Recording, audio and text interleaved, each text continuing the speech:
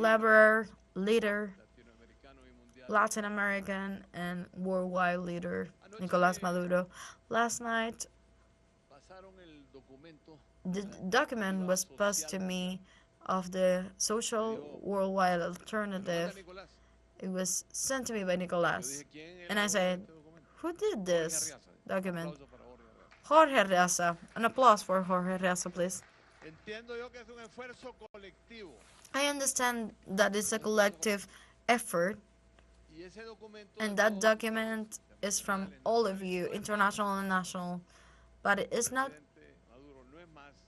nothing else that the process of the path for the construction of the socialist character of the revolution from all Latin America. Thus, this is document a process that identified us and unite us in the base. The peoples are mobilized. All of them a lot of them in social network are being mobilized. The imperialism is there. We don't have to unknow the permanent presence of the enemy in front of any action that is taken. And now with new ways, the permanent conspiracies, the assassination attempts,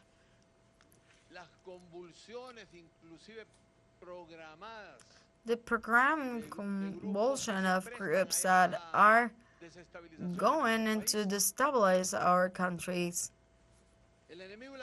The enemy and the treason prevail in the coup d'etat. Let's see what's happened now in the Gaza Strip. Let's see the cruel bombardment, faces cruel bombardment against children and women and elder population, against the civilian population of Palestine in the Gaza Strip. We are in solidarity with the Gaza Strip. We are in solidarity with these brave people that are fighting to have a state.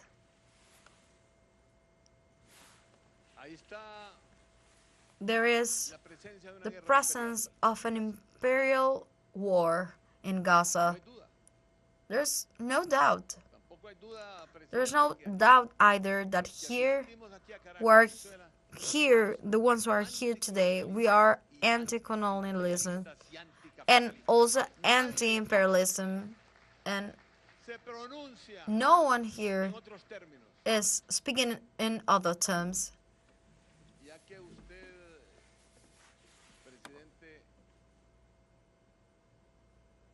And now, President, that you have been telling in an adventurous way, actions at the time of the struggle and the fighting to reverse the coup d'etat, I'm going to allow myself also to give some qualifications first. Let's see, it's true. We've been practicing by our own genetics from descendants of Morazán and Bolivar and descendants of Martí, the bravery as an exercise of our people. But I can say, President Maduro, I don't know one leader in my presence, living in his own flesh, so brave, so compromised, so decided to sacrifice for people, to get the peoples out of the oppression, decisive, patriotic, socialist, and democratic as Nicolás Maduro. I don't know. I haven't met another one. It is true that I was going.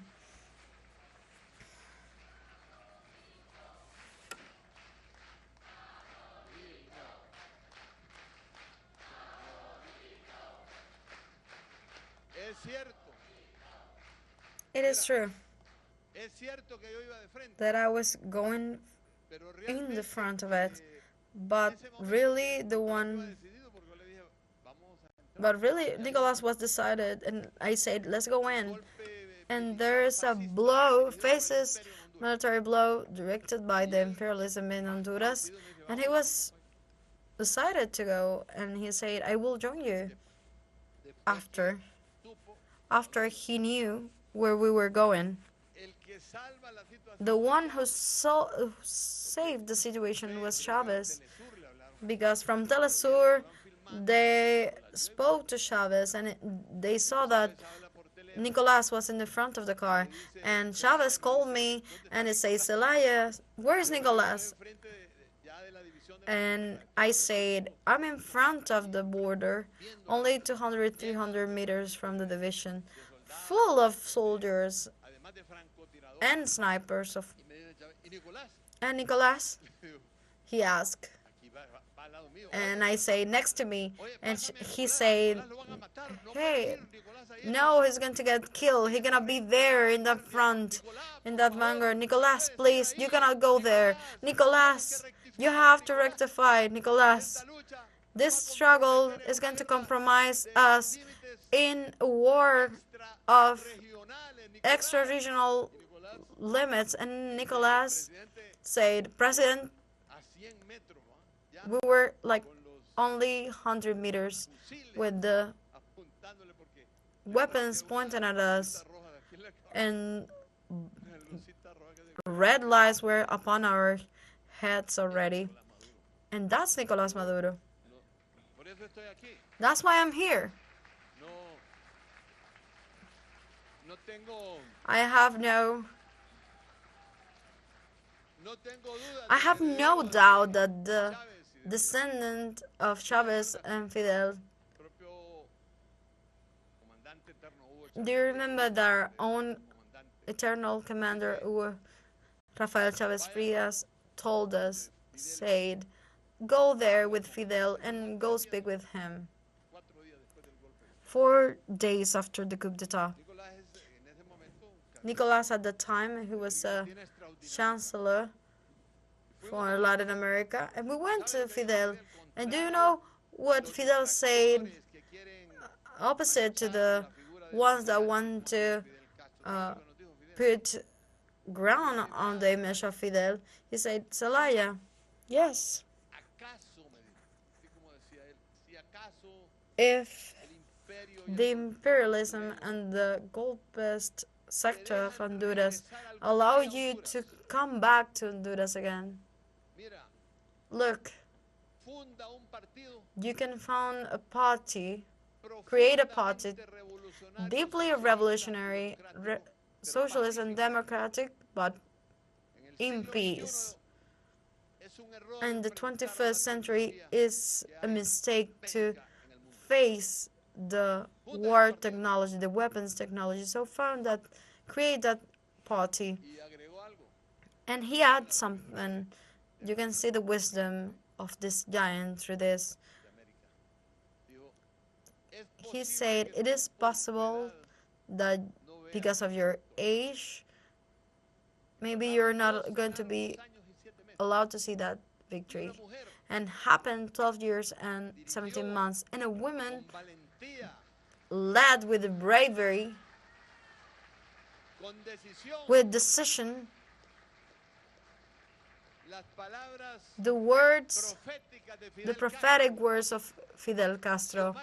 Xiomara Castro today is the president of the Republic, president of the CELAC, president of SICA, president of the tropical forest countries, first woman to be a president in the street with the Honduras resistance, following the example of our heroes and martyrs. She led the struggle that today that the Honduran people emancipated, fighting for the freedom against our common enemies. And we have not stand there. But here we are, 3 presidents and 2 ex-presidents. Survivors. Chavez and Nicolas are survivors from a coup d'etat that was only 48 hours with the strength of the people of Venezuela and the Venezuelan armed forces. The coup d'etat was reverted. Evo Morales, 2 years happened and the coup d'etat was reversed. And in Honduras, 1 year? In Honduras, 12 years and 7 months. And you know what Fidel told me? Maybe you don't want to see it for your age, but I see the change of structures in Latin America and Honduras. Thank you to the Almighty. Thanks to God. Thank you.